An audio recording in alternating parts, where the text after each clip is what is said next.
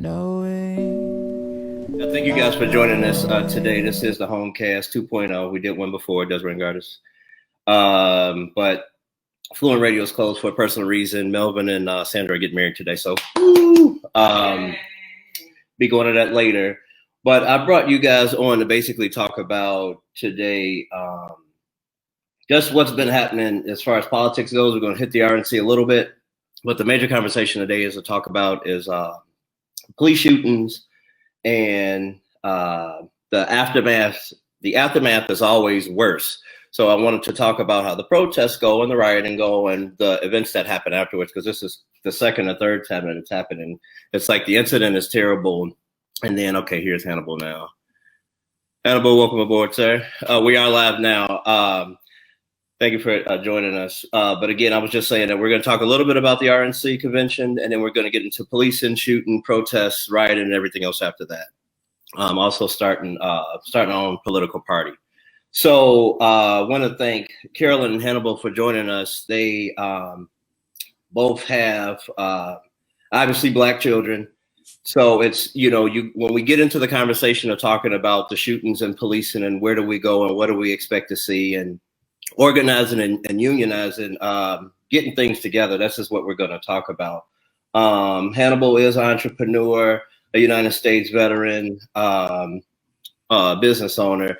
Carolyn is an engineer, Black Engineers Organization also.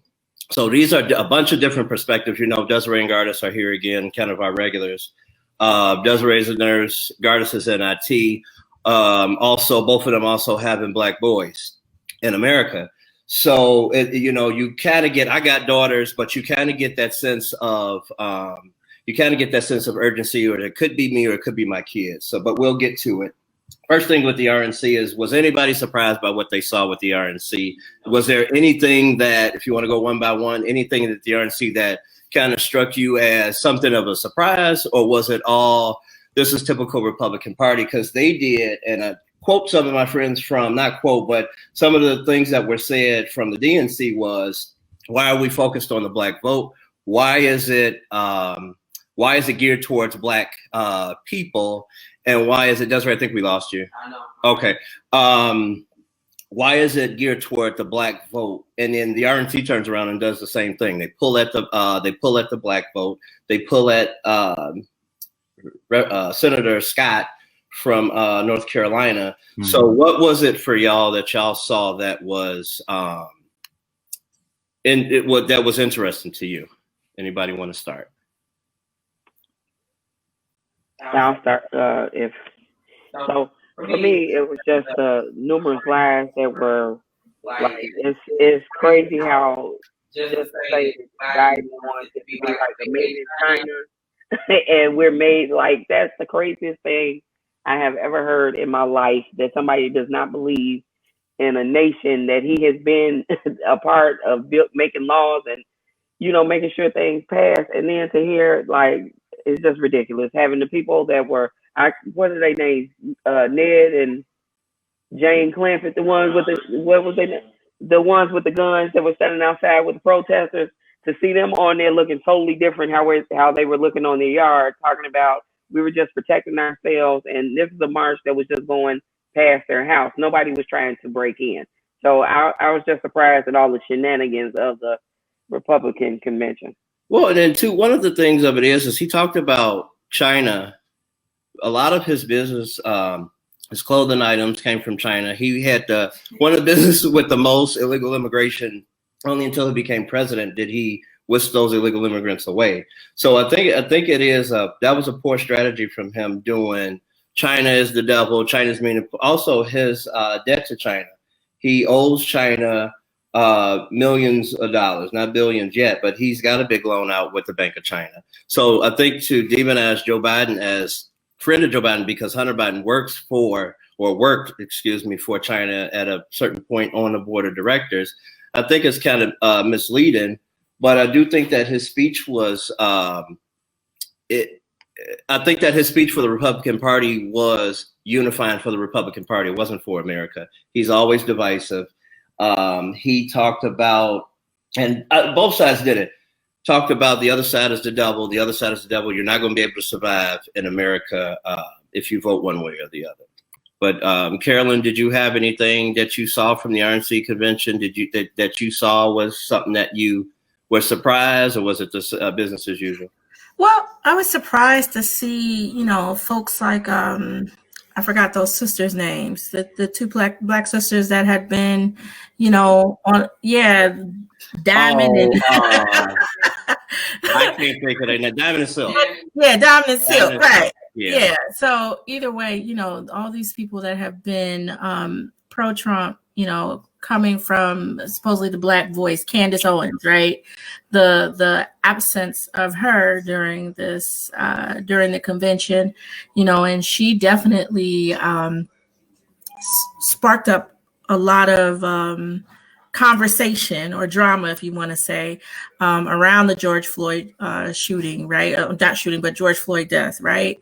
I think in his still to see that no matter what, you have these the black people that supposedly are going to help with the Black vote that have been pro-Trump, pro your agenda, that you still don't see value in them, right? Not that we see value, believe me, because I don't, but that still, no matter what, the Black voice is not important to you. And then someone who I don't know where Herschel came from, right? I'm like, Herschel's been on the Trump train for a while. He said, and a lot of people comment, it's because he's nice to him. And I think the opposition is, if you weren't a Hall of Famer, would he even deal with you? True. He would sit down and have Chick-fil-A and McDonald's burgers with you. Right? Yeah. Surprise. Right. So, I mean, I wasn't surprised, but I was, right? And one more thing that I noticed is just still the whole thing that we're performing and acting like there's still not a pandemic going on. That's that speech he gave, and even with his Melania giving a speech, and all these people there, no social distancing, no masks, and I mean it was a debacle. I think Melania's speech was definitely a spit in the face when you talk about birtherism and immigration. I do think that I wanted to come back to her speech, but I just wanted to get you guys' initial thoughts. Gardis, did you have anything on RNC? Well, I kind of saw some similarities between what happened in the Republican and the Democratic national conventions. One thing that I did see, and it was done in different ways, is the pandering of the Black vote. Now, I know you mentioned, Delmonico, about Trump talking to his base, but there was some pandering going on in the Republican side as well in regards to mass incarceration. Trump let off a few Black people out of jail, and basically says, well, this is what I'm doing for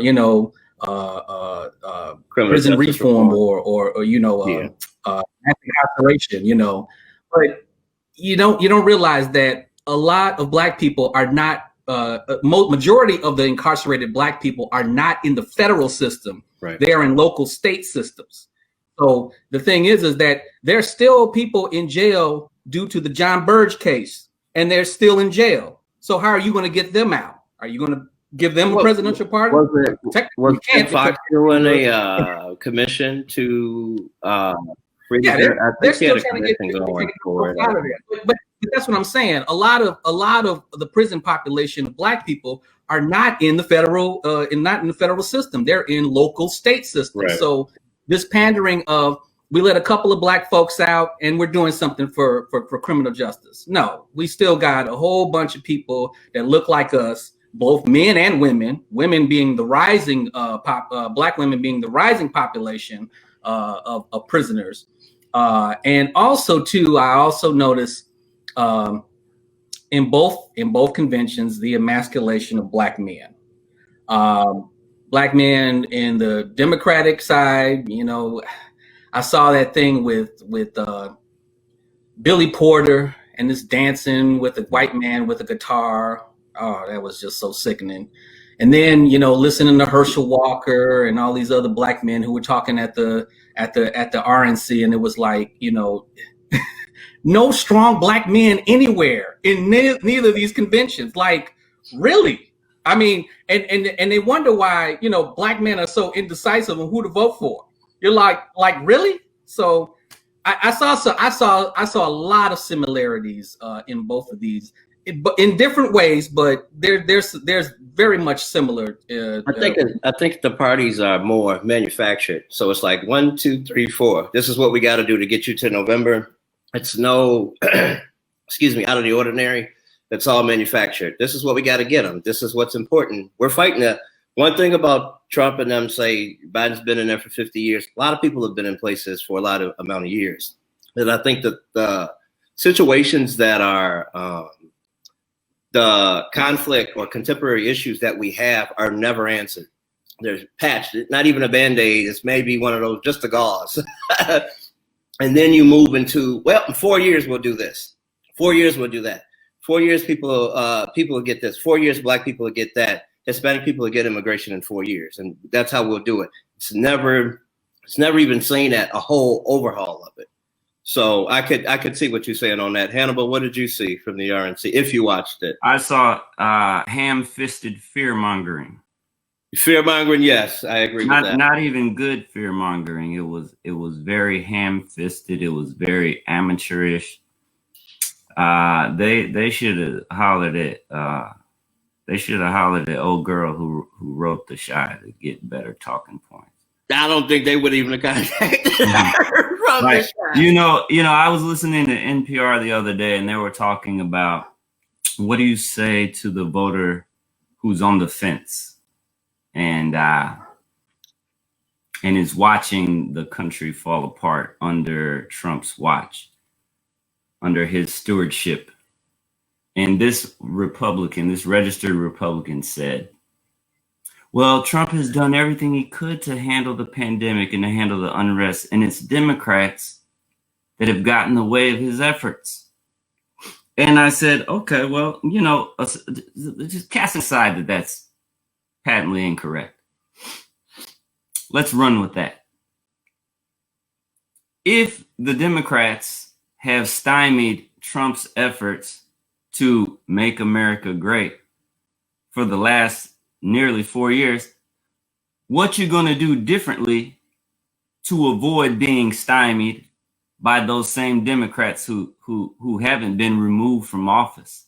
So I'm saying, like, how come these fools can't see that if you've been incapable of effectuating your agenda so far, why haven't you laid out your plan for getting beyond these Democrat-led obstructions? Because I didn't hear that in the RNC, in the convention. I didn't hear strategy and tactics that will be deployed in order to get beyond the obstruction, which they're laying all the blame on Democrat obstruction, right? Yep. But did you hear a plan? Did you hear a plan? No, but they said in specific, we do not have a platform. The platform is Donald Trump. And again, the week before last, they said Democrats did not have a plan. They did not talk about what they would do. And again, I'm not one of the people that are whatever Joe Biden says is gold. He's imperfect. He's like the king of gas. I get it. I know it. He wrote, and again, if we're talking about the crime bill of, 94 crime bill, and there has been no legislation for that, so you putting the criminal justice system on the back of Joe Biden is incorrect. So if we've done nothing, we've had senators beyond 1994, but more so after the fact, and you just put it on Joe Biden, it's a scare tactic of he's going to put your black ass behind bars again. Mm-hmm. So when you look at that, and even if Joe Biden is 77, 76, I don't even anticipate of him doing 2 terms at this point. I think Joe Biden? Huh? Joe Biden? Yeah, I don't think he'll do 2 terms. I think he will do the one, and I think they will hoist up Kamala Harris, and they will make her take over that party. But again, I've been saying this since I've started this podcast. Excuse me, that Democrats need to train people, the young voters, the young up and comings, to be in there. The mayor, Stubbs from Stockton. I don't know if you guys have seen his documentary on HBO, but please look at it. Came from a broken family, continued to go, got interested in politics. He's the mayor of Stockton. He loves Stockton, one of the youngest mayors in the country.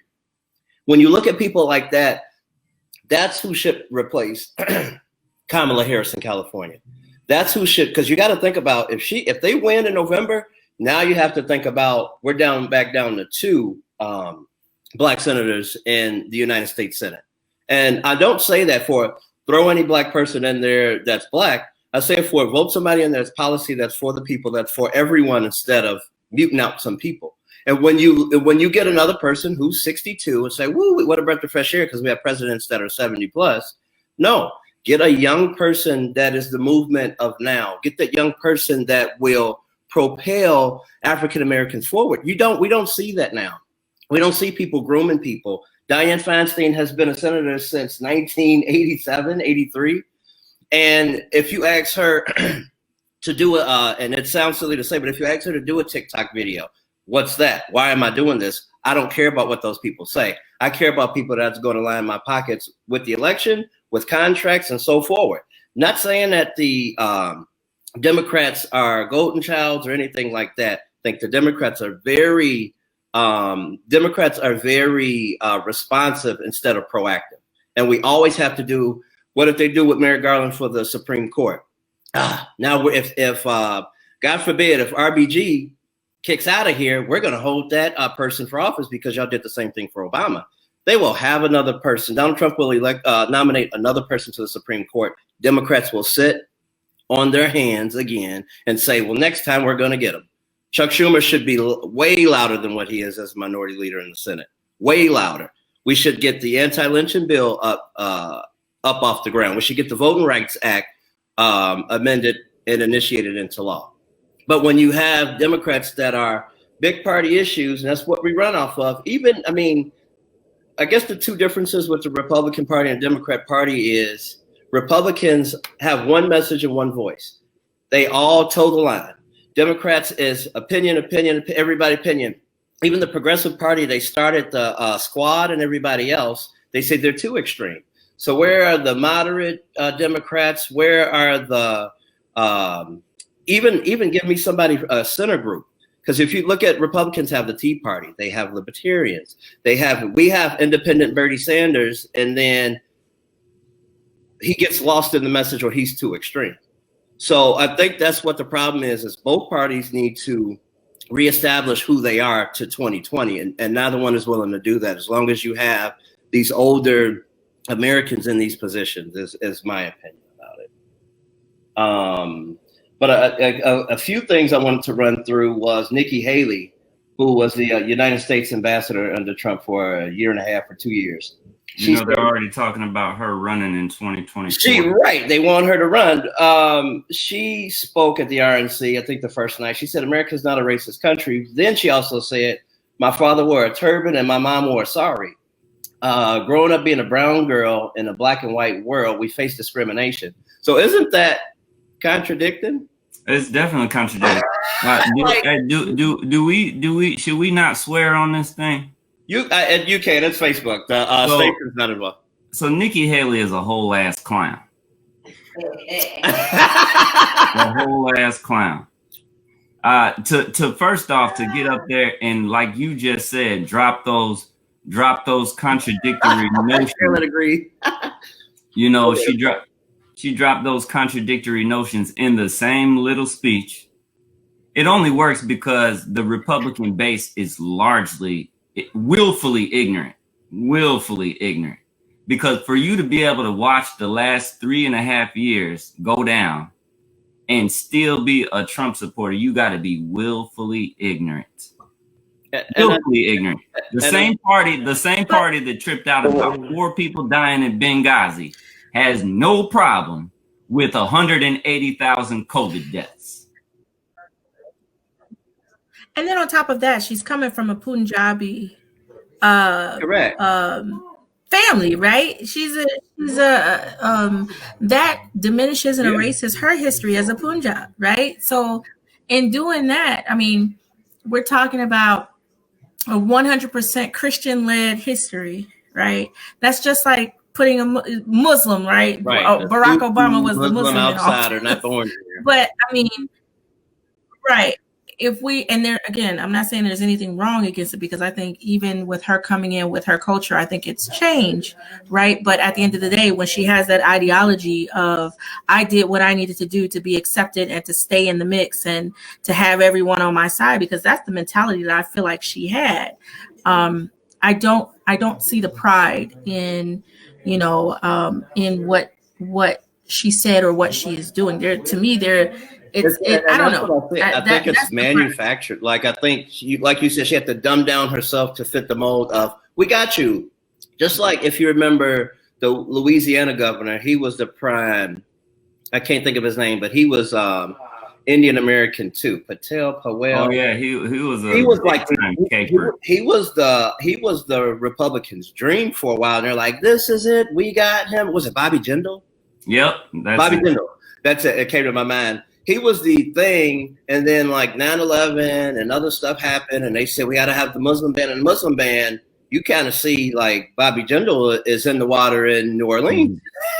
He went with Hurricane Katrina. See ya. But I think that you do have to, on these big stages, everybody's kind of got to conform because it's such a big national platform. But when you have to dull down yourself, and I said that about Nikki Haley was, her name is Nawala, something like that, Nawala Haley, but she has made it Nikki Haley. Another contradiction. Another one, but they got Beto O'Rourke for the same thing. Oh, Beto's trying to get the Hispanic vote, but Nikki Haley says her family has been calling her that since she was a baby. But how you gonna get the Hispanic vote when you still got kids in cages? Well, right? The thing with that though is, like, you still have Hispanic people that are like super duper Trump supporters. Like, they are the biggest, like, if you go anywhere, because they don't consider, I don't know if it's an assimilation thing. I don't know if it's because I'm here, I've been accepted, I look white, that they don't identify with that portion of their own community. So it's not really a big deal to them that there are kids that are still in these concentration camp like cages where they like, well, it's not my family. My family is from, because some of them may be first generation, second generation, third generation, and they're not even thinking about considering their parents not even speaking English. They're not considering their family members that come here to live with them. You know what I mean? Like, it's a lot of stuff that goes into that. And they're so far removed. And I'm saying this because I had a conversation with somebody. I was like, are you serious? And she was like, I'm all the way Trump. I'm all the way Trump. I'm all the way Trump. Until he started talking about building a wall, until he started talking about taking them naturalization tests, until, and then she backed down from it a little bit. She's still a Trump supporter though. But that's the thing too of him doing naturalization. So getting him doing naturalization in the White House for political stunt, and Republicans sitting by saying, look at our American president with immigration. Like the whole, like a majority of it was pandering to, I'm for immigration. Look now, my wife is a birther. Look now, when you do things the right way and you come here and you stand your ground and this is America. She lied about her visa coming here. She did not get it. The only thing that accelerated her time was Donald Trump's money. Mm-hmm. And when you do, I think 2 of the 5 people that were there didn't know that they were going to be on a political stunt of being naturalized on live TV by a guy who's not even confirmed from Homeland Security, who is the acting Homeland Security Secretary. So I just still think, where is the outrage? I put up on my Facebook, Tim Meadows, the chief of staff, when he was a representative, talking about the Hatch Act over and over and over again on Fox, talking about how the Hatch Act, how the Obama administration abused the Hatch Act for what they wanted to. If the Obama administration did, this is the Hatch Act on steroids. The only thing of it is president and vice president are immune from the Hatch Act, But that means the Homeland Security Secretary just committed a crime. Secretary Pompeo committed a crime by using Israel as a background and speaking as a Senate-approved official. I mean, it was just so many things that was mind-blowing day after day after day. And the only smart thing I'll say, I'll let somebody else talk, the only smart thing I'll say about their strategy was having Donald Trump on every single day of that convention. That's what gets the votes. His press secretary can't get the votes. His wife definitely can't get the votes because she's a robot. And the other officials, the other representatives and senators cannot get the votes that he would get. So it's very smart on their part to have him on every night. The only thing I won't talk about is the kids, because they all had the same thing of my daddy this, my daddy that. Oh, while we talk about Hunter Biden, but the only reason why they're in the White House is because of him. But this is the point that I wanted to make in regards to the RNC, that when you look at it from a political lens, you see that Donald Trump has literally taken over the Republican Party. You notice a lot of the traditional Republicans like Rand Paul, Kasich, they all left. They all could take it. And they just, because they couldn't take it. Look at that lineup that they had at the RNC. They had Trump's son, they had Trump's son-in-law, they had Trump's wife. I'm surprised they had his cousin on there. I mean, it was just Trump's everywhere. That's the most popular thing. When I looked at that lineup, I was like, wow, this guy has literally hijacked the Republican Party. So you do have a group of Republicans who are not happy with that, but then you have a group of Republicans who are just kind of playing along, like Mitch McConnell, because I don't think Mitch McConnell likes Trump as well, but I think he just plays along because he feels that if they put their eggs in the Trump basket, they're going to win. But the only thing of that, Gardis, they are winning. When Mitch McConnell sides with Trump or Lindsey Graham goes golfing with him, their bills become law. So you trick the House, the Democrat House, into getting something. The Senate, they're going to pass what they want, and then Trump's going to sign it. So I know that, but here's the thing, because I still think Trump is the favorite in this election. However, if he loses this election, the Republican Party is going to have a literal revolt going inside of the party, because I think there's a lot of unhappy Republicans who are just going along for the ride right now and hoping that I don't agree. I don't either. You know why? Because they drinking that Trump Kool-Aid. Political lens. You have never seen all of these non-elected officials talking at a convention like this. I think they had more non-elected officials talking at a convention than elected officials. And you had to go even further, civilians. It was more civilians. Yeah, right? They had people who were way down who came in. But I think, the thing that people didn't realize is that shows how much you don't matter to him. If you didn't pay attention to, my kids are going to say what I want them to say. My wife definitely is going to say, because you don't have nothing outside of me. So I got everybody on there that's going to glorify me. And I don't want to take the chance of you saying something that I may have to follow up with a counter speech or tweet or whatever he wants to say and do. But I just don't get it. Y'all shouldn't sleep on Melania, because I guarantee she's gonna pull a Shawnee O'Neal. She got everything stacked and ready to go. You know what I'm saying? I don't sleep on Melania. She sat on overstayed her welcome with her visa. We know she was late. She didn't go report. She didn't go back home when the visa was done. But I feel like though Melania is going to surprise somebody when it's all said and done. She's going to surprise people and tell them that she's actually a robot. So she's going to write a book and give all those secrets. She's whatever her nationality, the version of Get Out. She is somebody who, if you know anything about Donald Trump and his past marriages, you hear no complaints about them. He pays them off well enough. He gets into NDAs well enough. You'll never hear anything about her or the son or anything else. One interesting thing though about Melania and the son, I can't think of his name, Barron Trump. She said that he knows Slovenian language 100% fluent in it.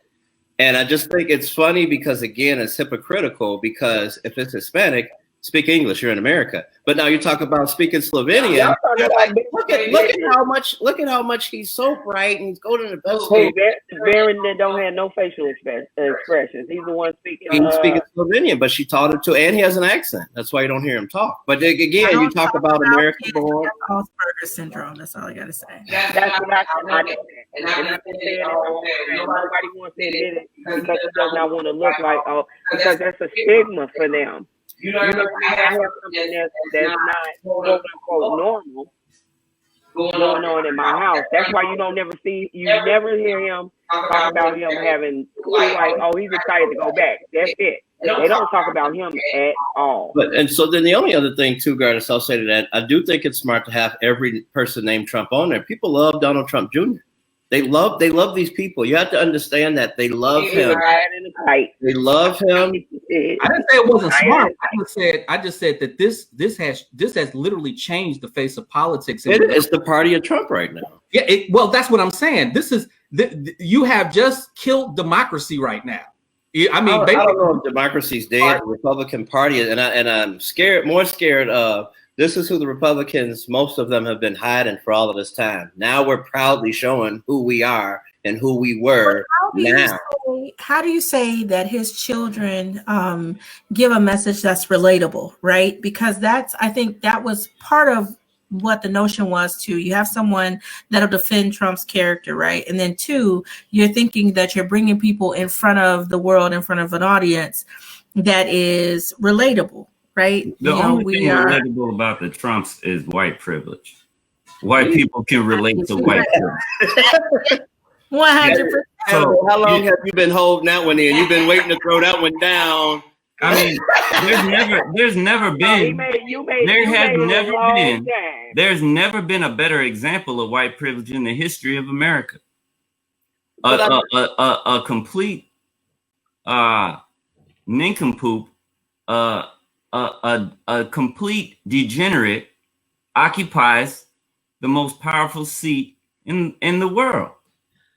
I mean, a dude who represented the party of family values, who is documented as cheating on his wife, kids from multiple women, and is a admitted sexual predator. Yeah. So this is what white people love about Trump, is that Trump is an affirmation that they can live in the way that they've always wanted to live, which is with carte blanche to do whatever they want to whoever they want. And I wouldn't even say white privilege. I say white power. That's what that is. That's y'all gonna blow me out this chair. Yeah.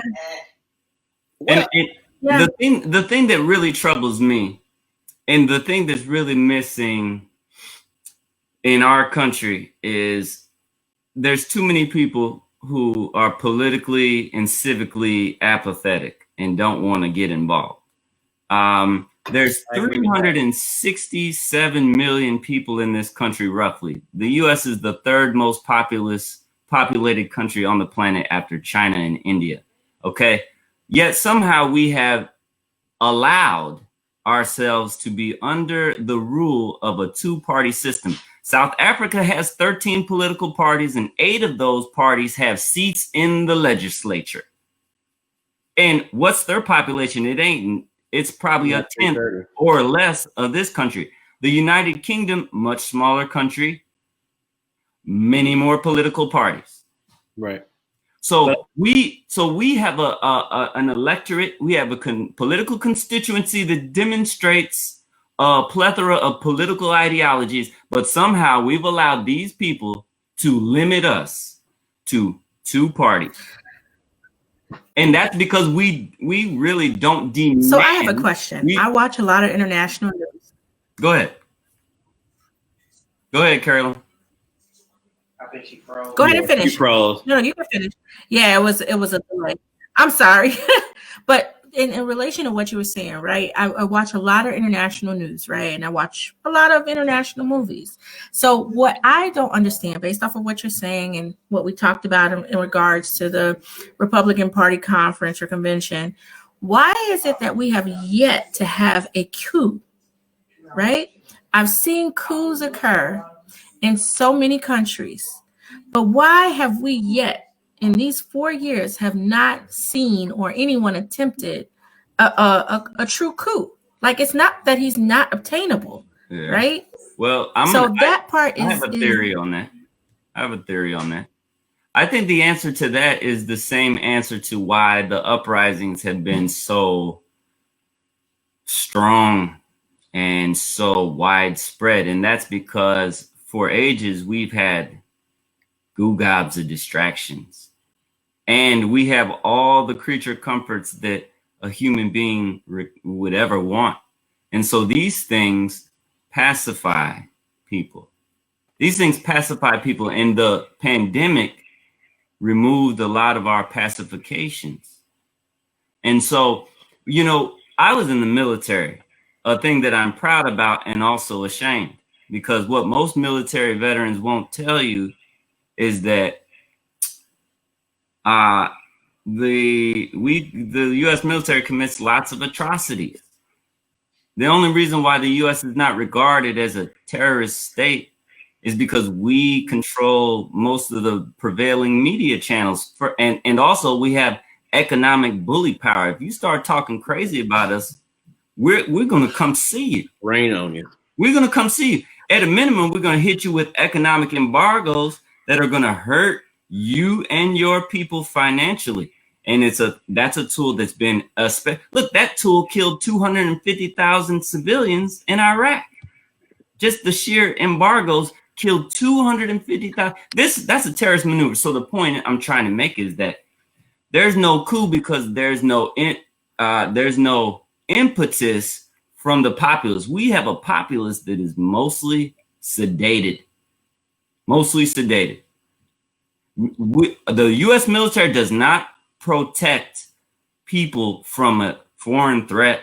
The U.S. military preserves our economic dominance in the world, keeps our gas prices low, keeps our access to the precious minerals that power our electronics. That's what the U.S. military does. That's why there's an AFRICOM. That's why there's hundreds of thousands of U.S. soldiers on the continent of Africa, even though we don't have major military, like there's no major military conflict in Africa that the U.S. military is actively involved in. We're over there protecting the economic interests. So until we become less of a passive populace, then there's not going to be no coups. Well, I think just for historical reference, Carolyn, there actually have been 2 coups that were attempted. First was the Civil War, where the South basically tried to take over the government. So that was an attempted coup. And then there was a coup in 1930 something with a General Smedley Butler. There were a group of businessmen who were looking to take over the government because Butler was a high-ranking general. And that actually failed as well. So there were actually 2 attempted coups, but since that time, there hasn't been any takeover of the government since then. But you know what, too? I think it's still complacency of a lot of Americans. And it's, again, until I'm affected right now is when I want to get involved in something. Once my issue is done, I'm out. So even if you talk about voting someone in that you want or you don't want, even when you talk about, the governor balancing a budget. I've talked about all of these things, and the thing of it is mostly I think people are so comfortable in it's bad, but it's not that bad. So I kind of don't have to get involved yet. Or even if you look at, I want my kid to go to school now. I don't want my kid to go to school now. I'm only going to do so much. I'm going to go on Facebook and complain, but I won't go to my school board. I won't go to anybody. Yeah. I have a problem at the voting ballot, but that's okay. Maybe I'll vote next time. So when you talk about a 2-party system, the main thing in America is the richest country, money talk. One of the richest countries, money talks. So even if, and I wanted to get to it later, but I mean, we could do it now, but even talking about Angela Davis and what is the guy, what is the gentleman, Bob Johnson talked about. Bob Johnson said separately, Black Lives Matter should start their own independent party. Angela Davis said you need to start a party that relates to today. And take both of those things to say, start one, it's fine. But again, my thing, I guess my personal opinion is, why are we not fixing the Democrat Party? Why, if those Black people that are there and say, if I work hard and I put my left foot and my right foot together and I work so hard, then I can get the American dream. Why are they not trying to fix the Republican Party? Because I don't remember the guy's name, but when they were nominating Trump and he said, we have some of the best, he tried to say abolitionists and he said segregationists. I don't know if you guys caught that. We have the best segregation. About abolitionists. And he, it's kind of like a slip of, I said what I wanted to say. And when that kind of makes you nervous of, especially if I'm part of a Republican Party, and it is the party that says civil rights should be and ended slavery and all of those things, but it stops there. What else? How come businesses are afforded so much government help, but a minority is seen as such a bothersome person? You're so lazy. I just get so, it's something of the things that drives me crazy is to automatically say a person is lazy, where talked about it before with, what's his name? He looked like Miss Juicy. He looked like Miss Juicy. He has a podcast too. Roland Martin, Miss Juicy. Roland Martin in Texas. Look this one up. Roland Martin in Texas was not able to get a home. They questioned him about how to get where was his income coming from? Why did he have so much money was his question. Why did he have the 20% down payment to purchase a home in Texas? Him and his wife. What are you guys doing? Why do you guys have that much money? Why is that the question? So it's not about laziness. They have the down payment and they want a traditional mortgage loan. But why because I come in here with black hands that I have to have more than any other American? Why is that? So if you talk about fixing parties, I think people are like, that didn't work, so start over again. But Hannibal, you just brought something to my attention and said these other places have 13 and 14 political parties and they're doing just fine, and it's about representation. So that was something that I didn't even think about, other countries having all these different parties. But I also don't, so start the other parties, but still look at fixing the Democrat Party. Look at an organization of because Black Lives Matter can barely stand as a unit. How can they get a political organization to get the majority of Africa? Because it's different races in there in Black Lives Matter. It's not just Black Lives Matter. I mean, it's not just black people, but it's different races in there. But if they can't organize an event in Chicago or go to a place in Austin and get kicked out by those local leaders, where do we start? Where's the starting point of what should we do? Again, and I've said it since March, I don't see any one of Martin Luther King, Jesse Jackson Jr., Sr. I don't see people that are organizing in this kind of way, or Malcolm X. I don't see the organization. I don't see people standing on a soapbox in suit. You don't have to be in a suit because I'm not wearing one, but I just like the look of it, of people in a suit saying, look at me, look at the message that I have. Instead, I don't know if y'all seen the one in Kenosha when the mayor came out and he said, first of all, they go, stop, nope, you're over with. He come out line. He went, see ya, he went back inside. So it's just those town halls and city hall meetings. I want it to be heard. I want it to actual change. Protesting, fine, do it. But I just don't see what you said. I think Mace Jackson said, what's in it for the black people? What's in the organization of black people is what I guess, what is that first stepping stone and propel us? Because Black Lives Matter is all over the place. It's not a national message. It's not a local message. It's black people are being mistreated. Black people are getting shot by the police. Black people are this, that, and the third. But I don't hear Black Lives Matter Chicago come out saying, this is what our message is. This is what we like to see. I want to sit down with Superintendent they don't have one. Brown, and I want to do these things, but we're just, hey, get on Facebook Live, and we're going to Michigan. So what you're speaking to is honestly the fundamental one of the fundamental challenges, and that's that too many of us are completely ignorant of the political process. And I'm talking about from start to finish. I'm talking about on the most minimal level of knowing what policies affect your life directly, and how do you put your influence and power into manipulating those policies, like housing, food, medical. We're talking about the lowest level of basic needs of our survival. We don't know the policies that we're under. We ain't trying to know. We don't have a desire. Look, and then when we exist within a system and a framework where running for office, people want to run for office primarily, like people want to be an alderman so they can get $100,000 a year, not so that they can positively affect the environment.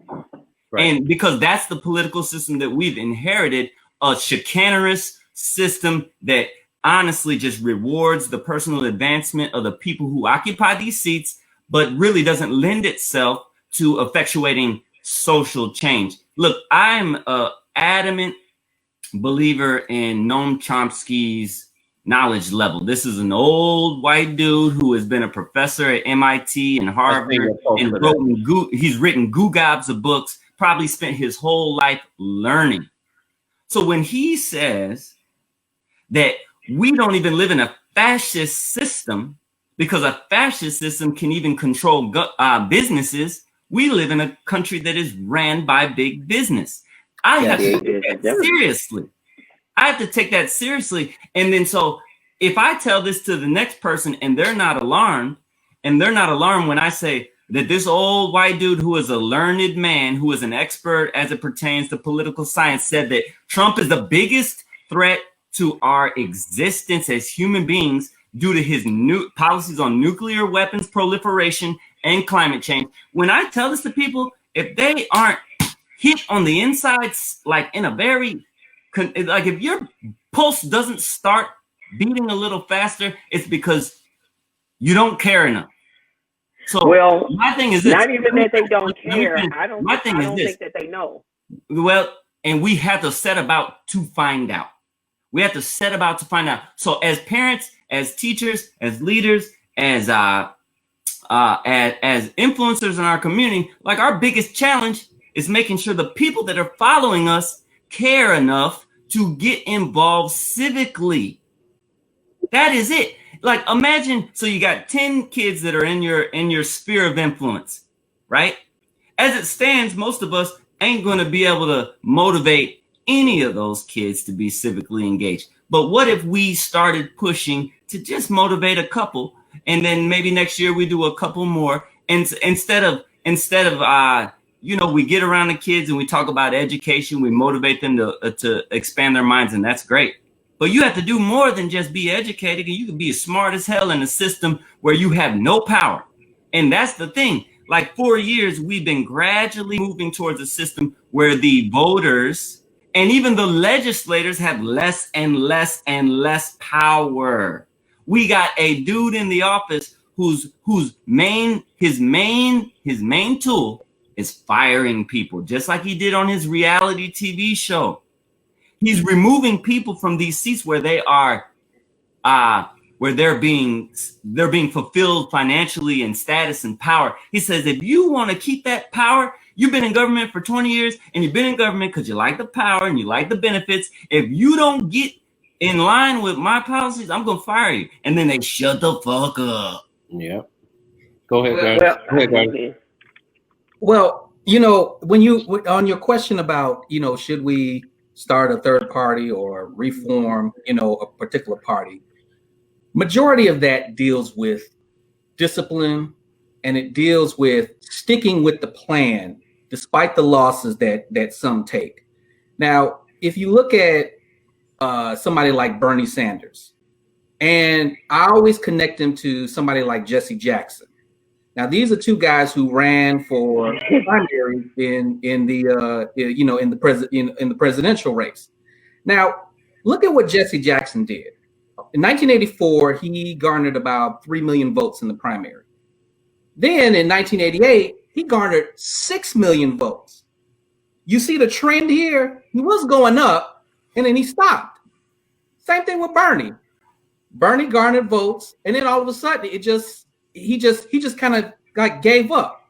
So what I'm saying is, if we're talking about either reforming the Democratic Party, Republican Party, whatever party, or starting a new party, we have to understand that when we lose a big election, we need to keep going at it.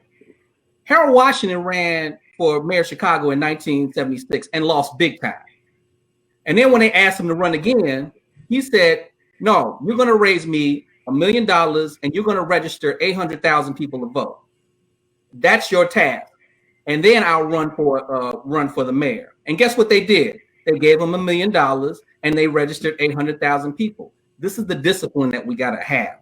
We got to keep going at it. We got to, and then also too, stop trying to go for the big offices. Mm-hmm. Let's start going for, aldermen. Let's start going for representatives. Start going for something so you can raise up something. So probably in the next 4 years, you can get a candidate up in the office because of the fact that you have different people in your party who are part of the political process. So I think it's all about the political process, though, is the issue. Like we can have a strongest candidate, but if they are existing in a system that is fundamentally flawed, then they will be impotent. Like the system needs to be reformed, and the only way that happens is through the manipulation of laws. The system has been flawed for a long time, and we're not attacking the system enough. It's been flawed for a long time, but we've seen people rise up despite this system being flawed. They got to rise up and they got to attack the system. Well, the other thing too is that you have to garner the support. If you're not going out to get the support because I didn't make it the first time and you just give up, you still have to keep working towards your message, and you still have to get people to buy in. If you don't get the buy in, that's why you don't make it. That's what happened with Bernie. You got a couple people to go, but you couldn't get enough to go because you weren't steady on the track. You didn't have enough support. Like now. That was my point. I was saying that they were garnering support, but they didn't win at the time. But you got to keep going. Jesse Jackson, like I said, he had 6 million votes. But you got to think about with Bernie. What happened with Bernie? When stuff don't go, but the problem is, just like with everything else in life, stuff not going my way, I didn't win, I'm gonna quit. I'm gonna go right back and sit in my seat and do the same stuff I was doing.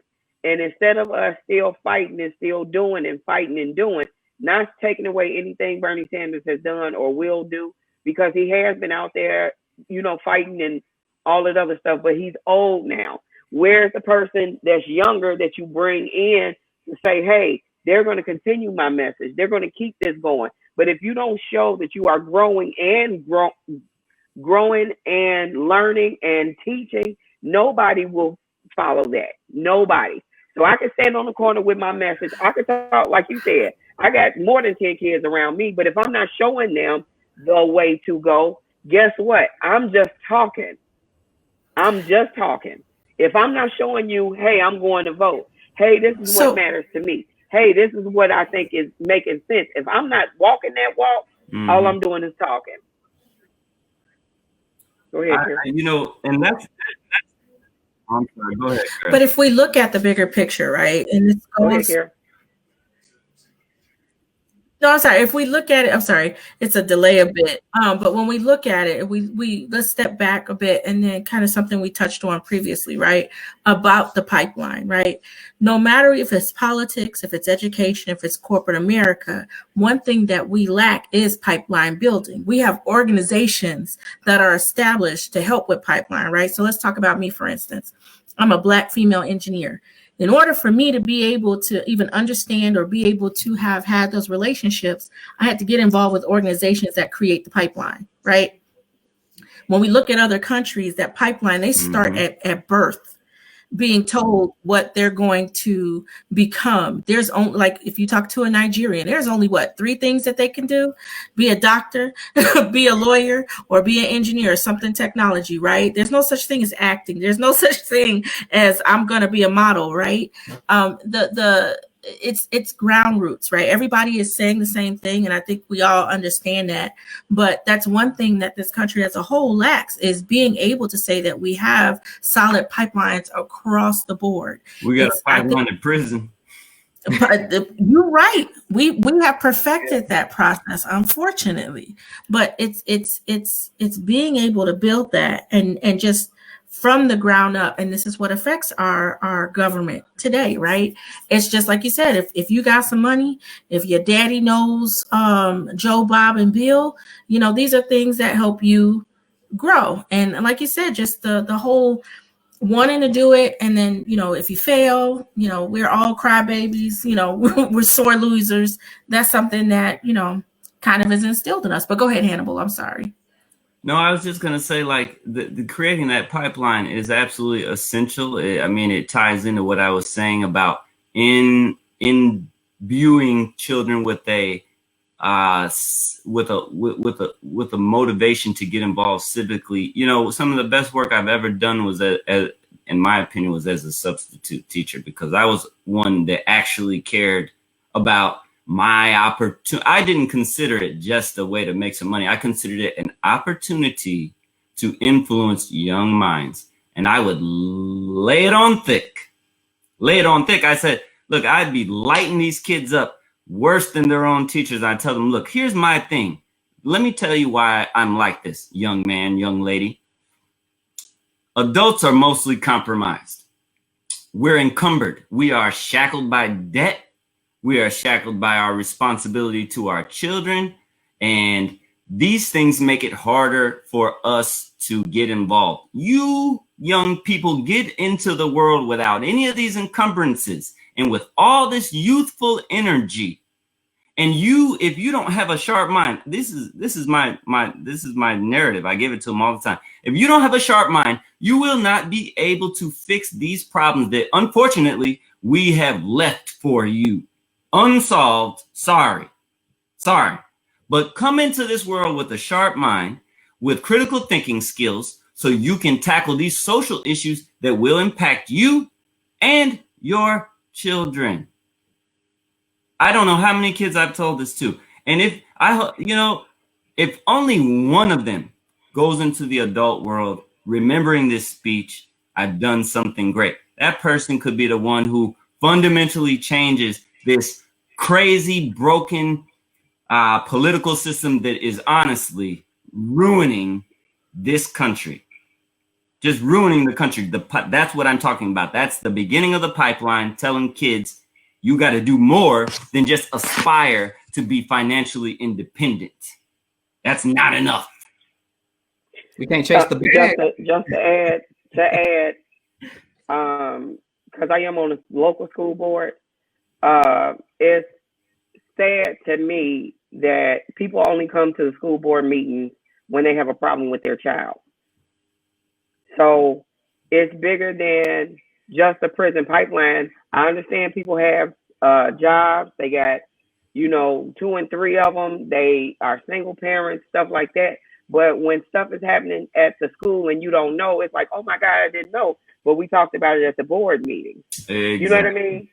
And ours are recorded, so you could see. So not only do you not have to be there in person, you could take the time to look at them on YouTube. So the way that we make a difference, and I'm saying again, because a lot of times, and I'm not saying for all white teachers, you do have white teachers that don't give a damn if your kids learn or not. They don't give a damn if they're doing the work. They don't give a damn. As long as they getting their check, they mark them absent, they mark them present.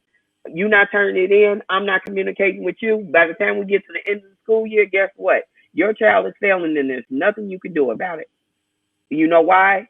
Because nobody is tied to that process.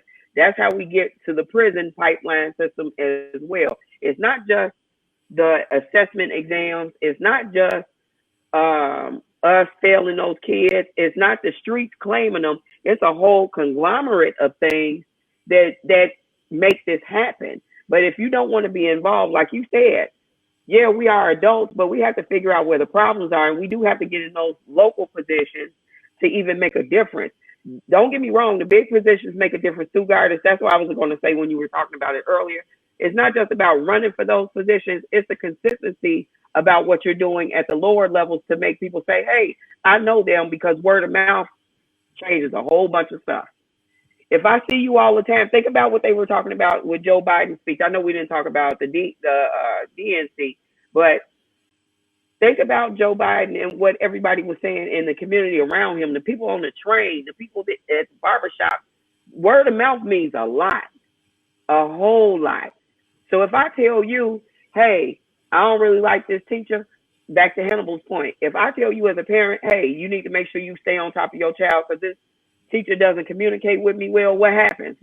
That parent tells another parent, that parent tells another parent, and eventually you'll find a parent that takes it to the principal, the superintendent, everybody else to make a difference. But guess what? If we're not communicating these things and everybody's sitting, these just my problems. These are just mine. But we're not doing what we need to do. And like it's a complacency thing. As long as everything is smooth, I don't have to worry about it. Let me not care about it. But like I said, for my children, my nieces, I know I'll go to the ends of the earth. Hey, what's going on? This and that. And not just my kids, a couple other kids too. But the reason for me getting on the school board, because there were kids like me, their mothers had to work and they can't be here and they don't have anybody to speak up. Luckily, I was a good student. You know what I mean? But what happens if you don't have somebody there to advocate for you? That's why you get in those positions, so you can advocate for the generations coming behind you, because these will be the people to take care of us. That's really all there is to it. You know, I was just telling somebody the other day, imagine if nobody reproduced, if everybody was sterile or whatever. There would be no reason to maintain any structure, any institution. Like, a lot of people would just stop working and just party until we all die. So it's all about the people who are coming behind us. So like to your point, Desiree, if all you're concerned about is your own house, you are indirectly failing your kids. Absolutely. You're indirectly failing your kids. And I understand, look, we was poor. I understand scraping with your basic needs and not having the energy or the time or the resources to get involved. You know, we ran the cord out the window to the neighbor's house just to get power when it would get cut off. Yeah, we do. We have to. You know, so I get that. But I also know that there are some very ingenious and ingenuitive Black people who have very little and who can do a lot still, just because the power of the mind. But it all starts with the will, with the spiritual alignment to press forward to something bigger than yourself. But you know what? I really appreciate Desiree's insight in regards to her being on the school board, because of the fact that she has children at the school board that she services. And as a technical support person who also tapes the school board, I watch these school boards and I see certain people who don't really care about what's going on in the schools because they don't have any children. Now you notice, like some of the school board members who actually have either children or grandchildren more vocal about, you know, what's happening in the school board. But you know, Desiree, I appreciate your insight, because just like Hannibal said, you know, sometimes people feel like they just need to protect their own, but you see that you have to protect the community as a way of protecting your own, because your children don't live in a bubble. They live in the same place they live in the same place of the school board that you're going to. So you got to make sure that your children are safe, not just inside your own house, but when they get out there in the world. Mm-hmm.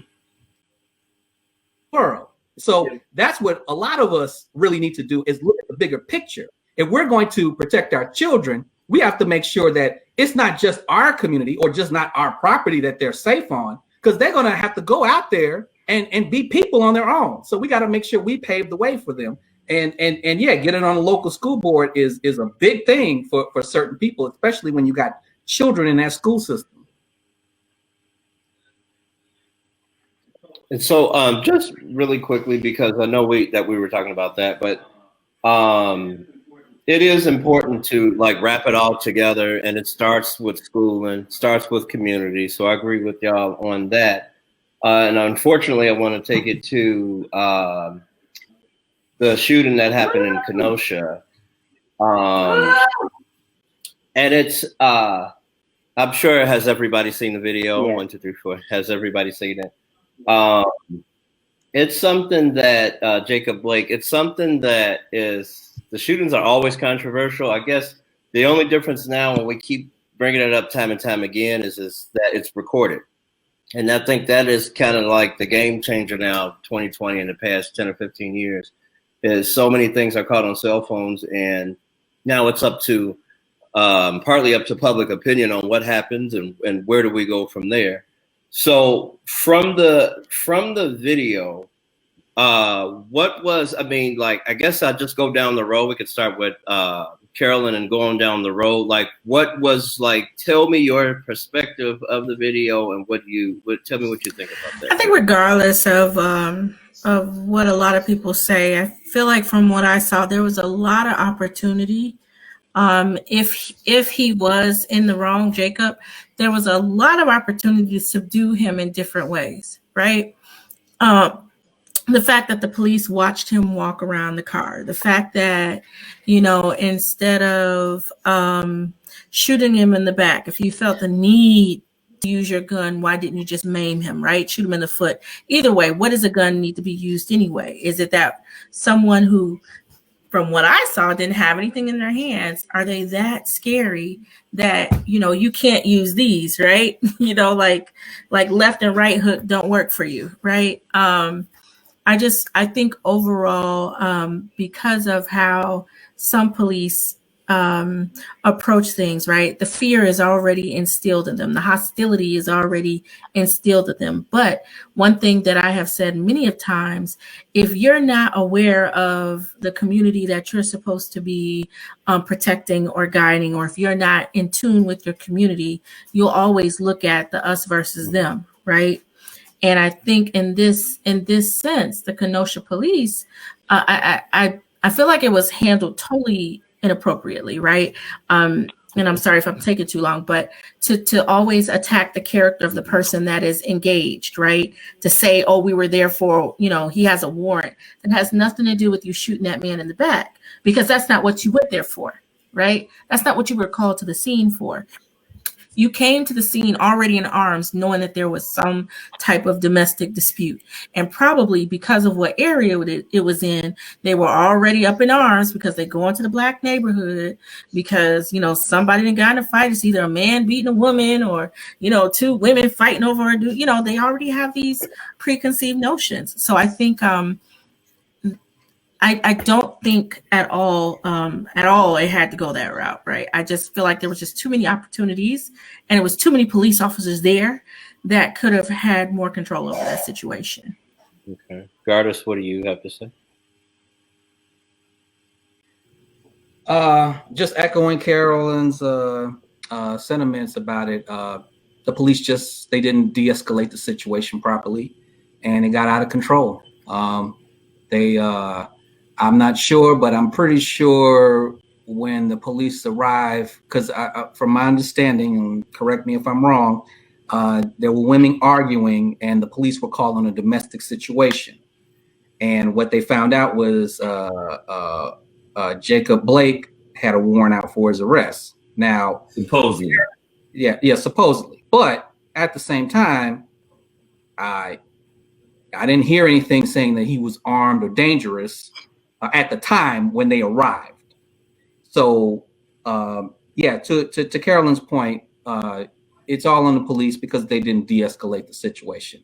Whatever happened at that point, and especially discharging a weapon with two children in the car, that just does not look right. You know, let's just say even if Blake was going for a weapon in the car, that just disarming disarming a weapon with 2 children in a car just doesn't look right. So the de-escalation, the failure of de-escalation is the biggest issue of this. Okay, Desiree. Okay. So my issue is, you can have a warrant for a parking, not showing up in court for a parking ticket. So, that's just to even start, because something was not handled properly by attacking somebody's character is crazy.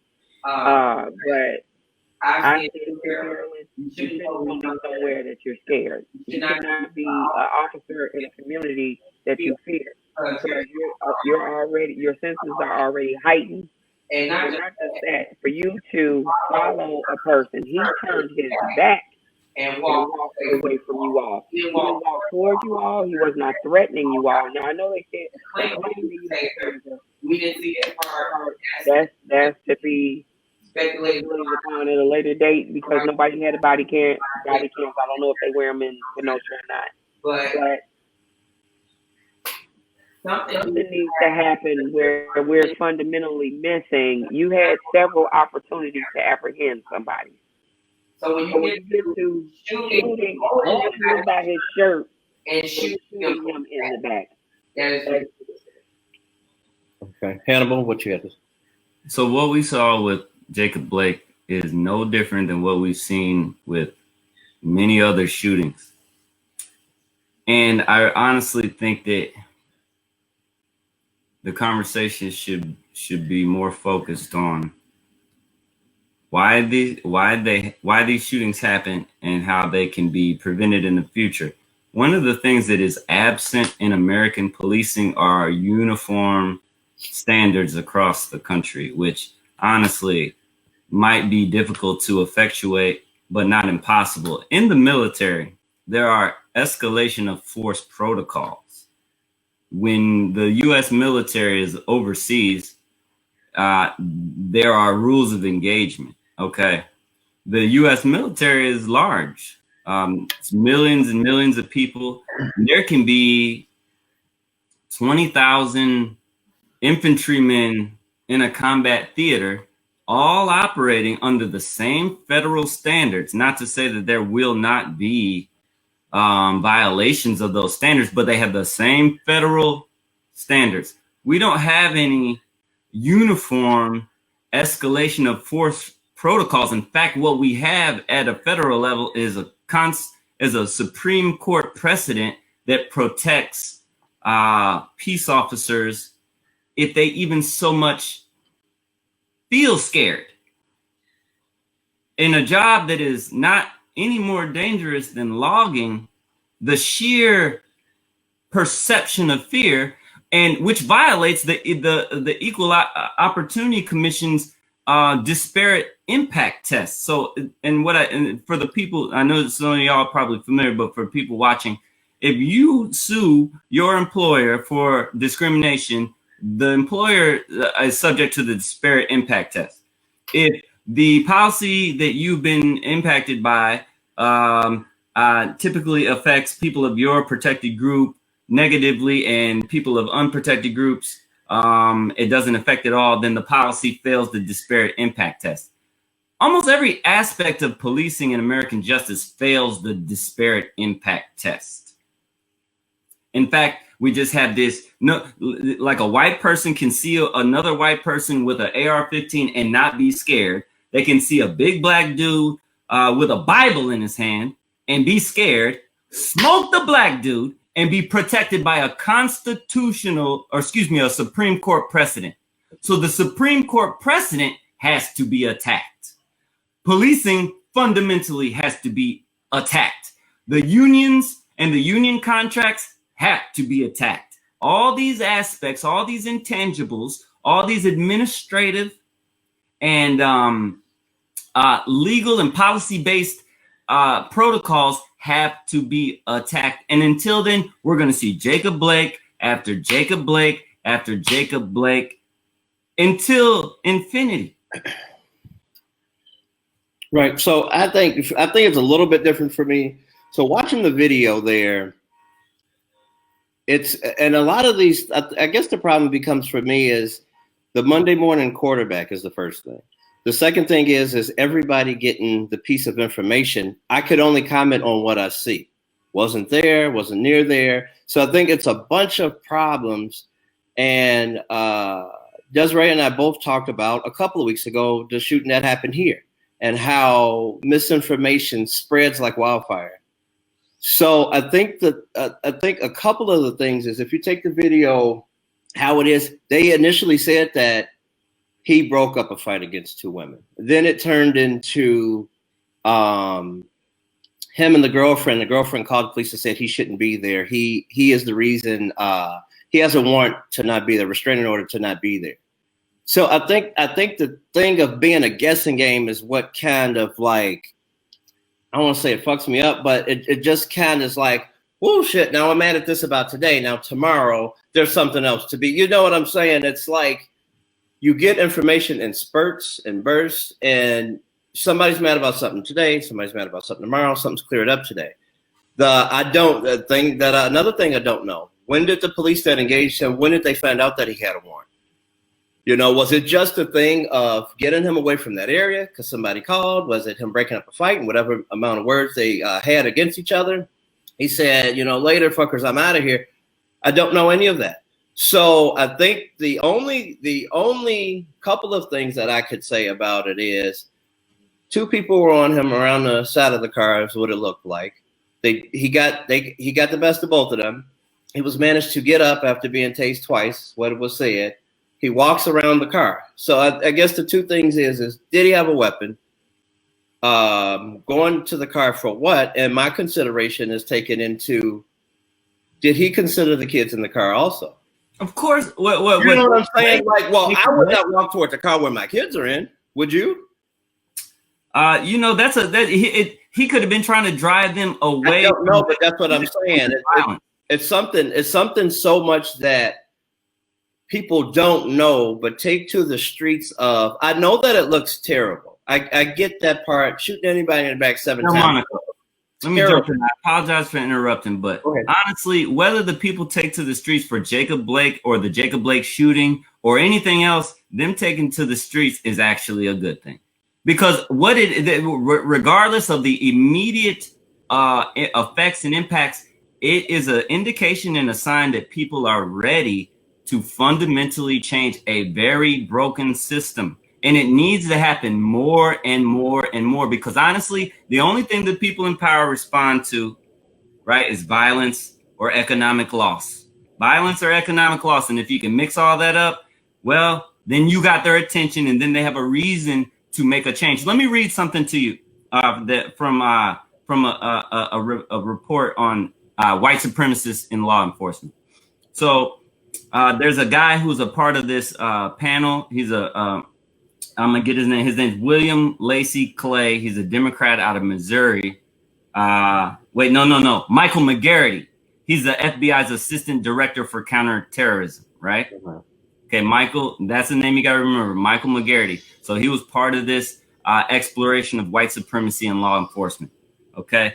And they issued a report, and it was redacted, but it said, and I'm gonna read it, and I quote, it said, though the FBI redacted significant passages of the assessment before releasing it to the public, the document does not appear to address any of the potential harms that bigoted officers pose to communities of color that they police or to society at large. Rather, it identifies the main problem of supremacists in policing, a risk to the integrity of FBI investigations and the security of its agents and informants. So again, they're saying we know that there are white supremacists who occupy law enforcement capacities, but we don't so much care that they might be taking their sadism and hate against people of color.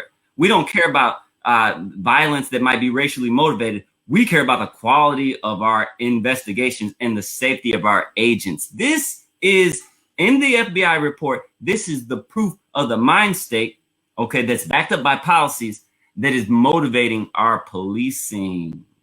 Okay, so as long as as long as you have so they identify something that's a glaring problem, but they don't even contextualize it as a problem for us. It's a problem for them. Right. Okay. This is endemic. Like, this is the focus. The focus needs to be not what is the first. Let me tell you what's going to happen. Let me tell you what's going to happen with Jacob Blake, and those cops are going to get exonerated. And if they're not, and they're found guilty of anything, it'll be a much lesser charge. And then there's going to be uprisings, hopefully. But then we're going to have to deal with another one. We got Ahmaud Arbery, we got George Floyd, we got Jacob Blake, and then countless other people who was not on video, or maybe was on video, but we haven't found the video yet.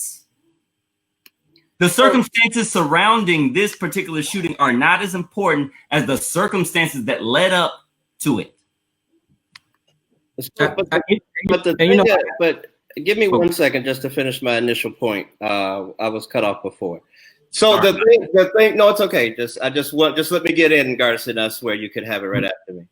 But I'm just again, you take to the streets every time, and then what? You take to the streets, and this is what we're saying. You take to the streets. Don't mind the protest. That's awesome. But then it's what next? How many times have we been given the platform? How many times have Black Lives Matter been given the platform globally? And you have the two political system of Republicans' version, Tim Scott's version of a crime bill, and then you have Chuck Schumer and Nancy Pelosi version of the crime bill that does this: bump heads, and then we go on to the next shooting. So my thing is, what is the next step? You talk about economically and taking to the streets and speaking your voice and speaking. What are we going to do this for the next 3 years?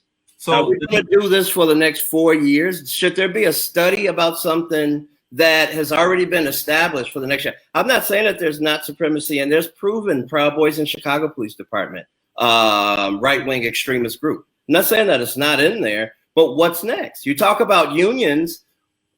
What really will a union change about police organizations that don't write directives?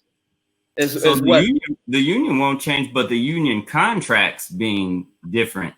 Well, I mean, take, for example, Chicago Police. They don't even have contracts. I'm talking about directives that say qualified immunity. They're talking about taking out. When will it be done? So again, you can walk all up and down the street here by my house, go to people's house, go to Lori Lightfoot's house, and all of these other things across the country. But it's what is the next step? We have improper shooting. We have an improper death. It's like rinse and repeat. We keep doing it. So my question is directly is what is the next thing to do? Because even if we do another FBI study, you said the study was proven that they exist, but it's cool. I'll see you later. Well, one next step is to sue, to get in the courts, because the court is a weapon, to sue such that this standard of all I need to do is hold an irrational fear for my safety, and then I can kill people. That needs to be torn down. That is policy based. And that's what I'm saying. That's a directive of the youth. That's the next step. Attack that policy. And that requires money. Okay. So BLM has all this money. They put people keep donating to BLM. What is BLM doing with the money? Can I tell you? BLM is not getting that money. That money's going to the Democrat fund. So BLM is only getting 1% of that money. They're not getting all of it. Hannibal, I think the FBI has gotten Hannibal. But what I'm saying is that I mentioned that a couple weeks ago, but I mentioned that a couple weeks ago is you have to, like other Americans, if you notice Donald Trump and Hannibal talked about white privilege and all of these other things, people fight the system with lawyers. Look at Trump University. He had a rigged university. He had his friends. The Attorney General of Florida was one of the states that said we can't really hold him accountable because of intent. when you keep taking to the streets and that's it, when will the change become? When will I think he's out? When will the when will the change become? Is what my question is. Is again, every week I'm going to continue to ask the question: why are we not mobilized nationally? Or I'm not part of Black Lives Matter, but why are they? They have the attention. I don't. They have the attention now for the next steps. Desiree and Gardis, we both talked about this a couple of weeks ago. Get lawyers. Get them. Not when a person is shot in the back. Not when a person is kneed in for 9 minutes. Get them now. Why do we not have it now? That continues to be my question. So that's only part of the answer is taken to the streets. That's only part of it. But when you don't, when in the House and the Senate and they got down on one knee with the African scarves on, what did that do? Nothing. What is that? So my question continues to become: when will the civil rights attorneys come in? When will policy advisors come in on a change for policing in 2020? You keep doing that same song and dance, and as somebody gets shot, take to Michigan Avenue. Somebody gets shot, let's go to downtown Kenosha. Where's the change? Well, I mean, going to Hannibal's point, I feel like, there's going to be another, George Floyd, Correct. And it's going to keep going, and then they're going to keep, they're going to keep protesting and possibly rioting. But, it's basically a reaction to the system of white supremacy. And when you're in a situation, especially when you're talking about the majority of Black people in this country who are just looking to survive, you can't pay for lawyers. You can't pay for people because they don't even have a good relationship with their own politicians, because of the fact that when you're talking about politics within Black areas and Black neighborhoods, most of these politicians are brought in by white people to say, hey, here's the guy that you got to elect. So you elect him. But can I stop you there, Gardis? For us. But at the same time, like I said, when you don't have a strategy, and I think this is maybe what you're getting at, and I don't disagree with you, but you have to look at the situation. When you're living in assisted housing, and you're a group of people that live in assisted housing, you can't afford a lawyer. You can't afford an army of lawyers to represent you like that. So the only thing you can do is what they're doing right now.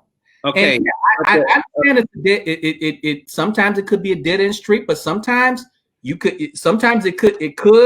could bring about change. We started this back in 1991 with the Rodney King riots and what happened to LA. Same thing happened. So, they've been doing this for 30 years. And that's terrible. That's terrible on leaders for those past 35 years to not represent change. And a few of the other things that you said was, sometimes people can't afford a lawyer. There are pro bono attorneys out that work for free. And then you talk about lawyers and being accepted in a community. It's going to court. I don't need a politician to have a lawyer, to have that representation with the community. I need the community's approval of that lawyer, not the politicians. You don't need politicians there. You need politicians to work for the community. But as far as attorney go, I kind of disagree with you there. It's so many people in the community that the one attorney is representing like 6 people, police involved shooting. The one attorney, he's got the little frillies in his head. I can't think of his name, but he's everywhere. And he's probably one of the only ones that says, I'm going to Capitol Hill, not just for my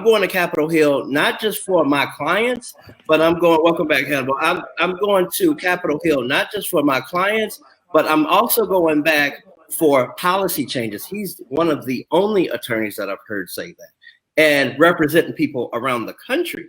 So I just don't like the idea to just settle off of they can't afford it. Again, what Hannibal said was the money's going to Black Lives Matter. That money's majority of it's going to Democrat Party. George Soros is dumping money into there too. But the thing of it is this is what I talk about. When you talk about people using people, this is the case. Black Lives Matter and the Democrat Party jumped on BLM. When have you heard them from the 3 women that started Black Lives Matter? When have you heard the DNC say, let us speak to them? Even if they're not that great at being organized, it's just, I just think the miscommunication of it is us. I think that's what the majority of it is. And even if you look at the March on Washington that happened a couple days ago, Al Sharpton stood up there, and Desiree, I talked to you about this before. Al Sharpton stood up there, could barely hold the crowd together. And it's just like, if you look at the clip of Martin Luther King, I Had a Dream speech standing there versus today, always dysfunction. And I just think that it starts with us. But the problem I have is these lawyers out there right now that could unify right now in this moment and propel us forward that knows the law. There's so many right now. Well, these lawyers only show up when the police shooting happens. Where are the lawyers when there's redlining going on? Where's the lawyers when a company unjustly fires a lot of our people and causes all this unemployment? Where are the lawyers that are trying to save the jobs for the post office? Where are these lawyers at? Well, that just doesn't happen when a white police officer shoots an unarmed black man. Racism happens economically. Racism happens with housing. Racism happens with the medical field. With racism everything. With everything that we do. Where are these lawyers when all this other stuff outside of police shootings and justifiable homicides that police do? Where are these lawyers at? They're not in 63rd in Cottage Grove. They're not on 79th Street. They're not helping any of these people because these people are looking to survive, and the only way they can lash out against the system is through rioting. I don't agree with it, but I understand why they do that because that's the only thing that they have as a voice. I still think that it is something that comes up, and it's again about unifying and organizing. Yeah, and the message is translated. Go ahead. I'm sorry, Carolyn. Go ahead. Go ahead, Carolyn. I'm sorry. No. I was just saying back to what Gardis was saying, when we talk about corporate America. Yeah. Can you hear me okay?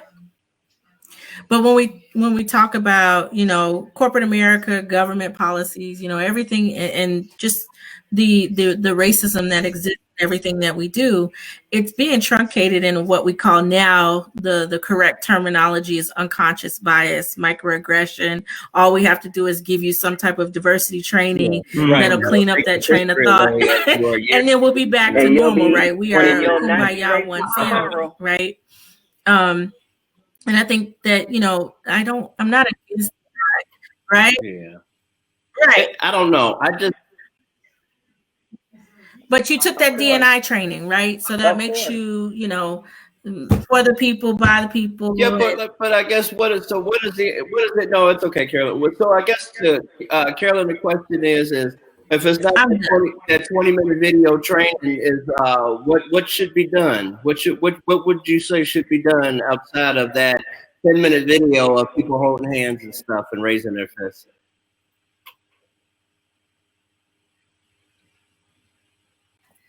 Hey, it says I'm for the people. People say I'm a great ally. I took those that. I saw I am not your Negro. I am a great ally. I'm gonna show you all about allyship.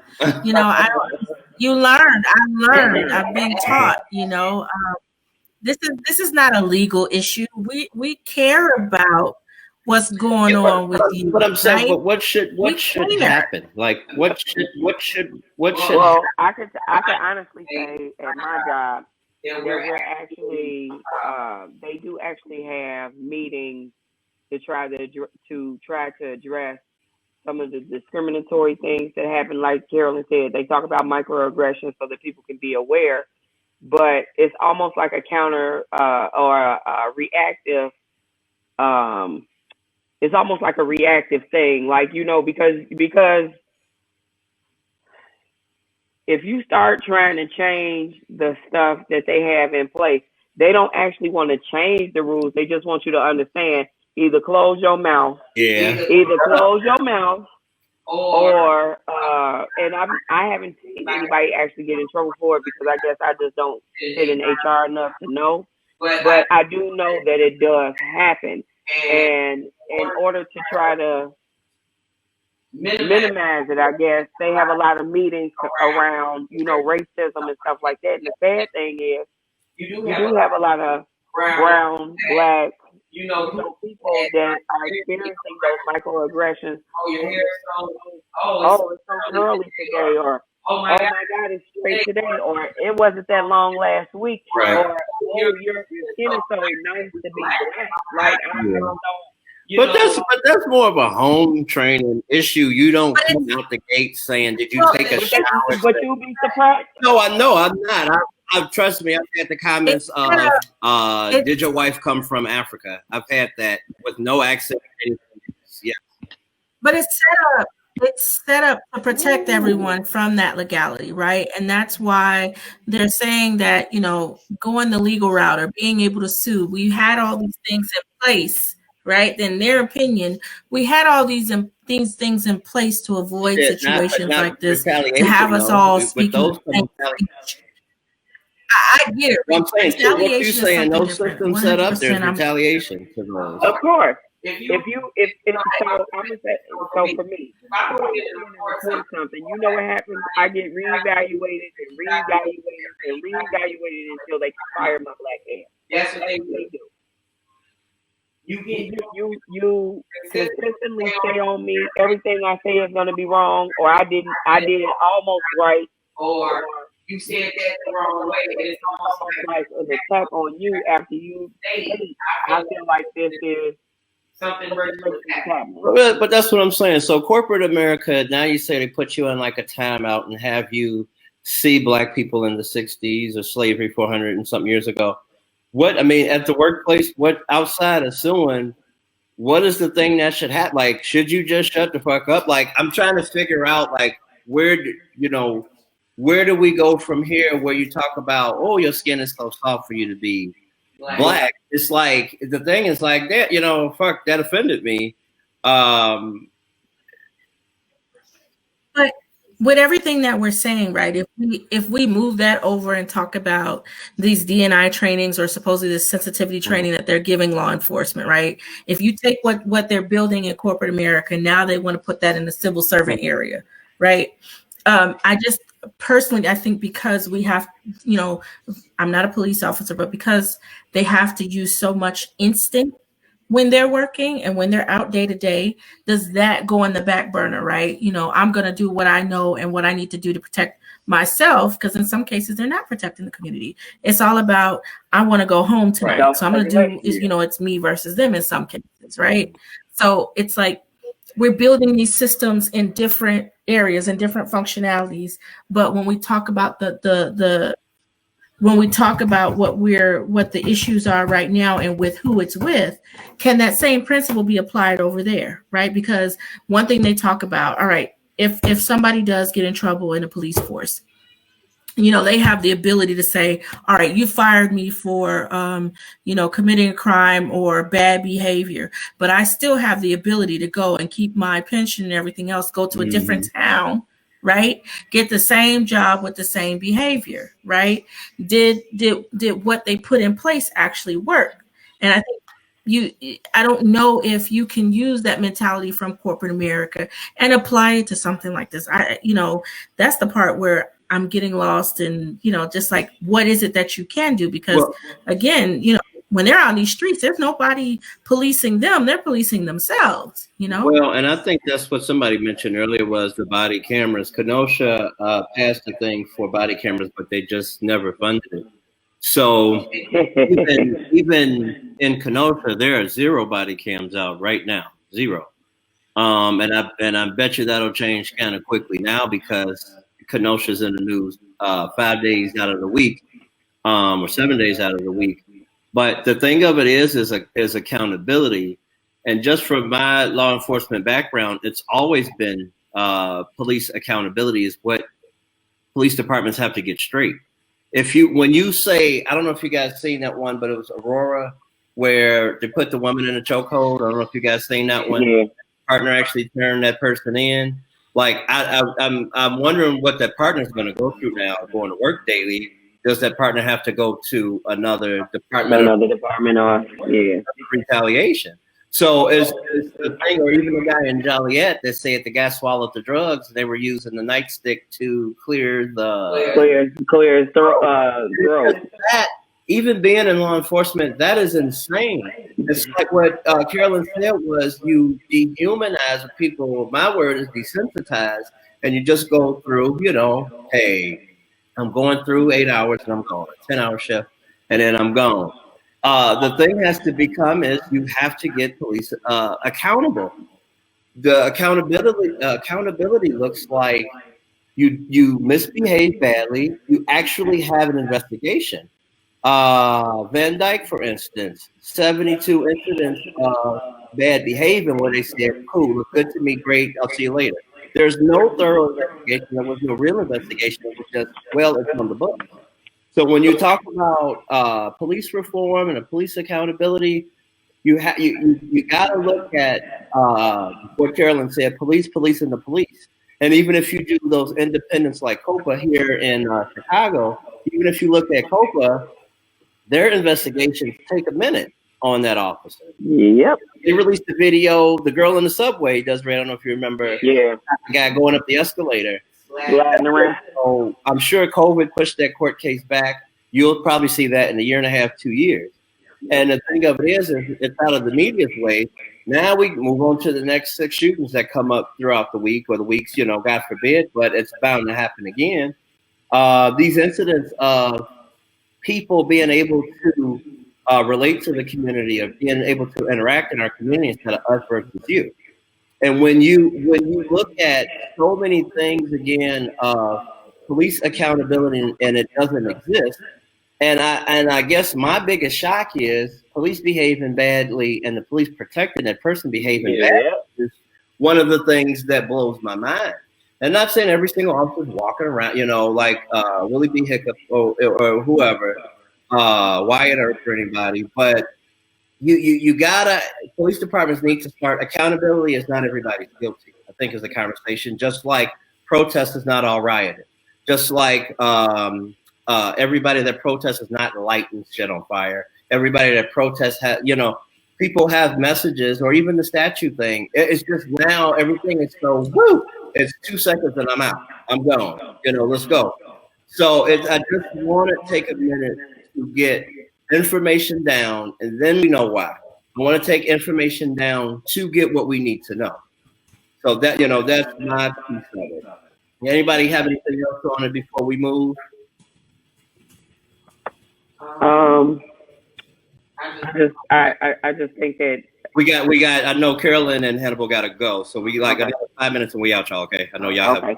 The only thing I had to say is that I think that we have to demand. I think the protests are a demand for better policy, and it has to be examined as that. We can't just keep saying this fits for this community, because we have times that have changed, and you have to be able to say, okay, this is not working for a majority of the people.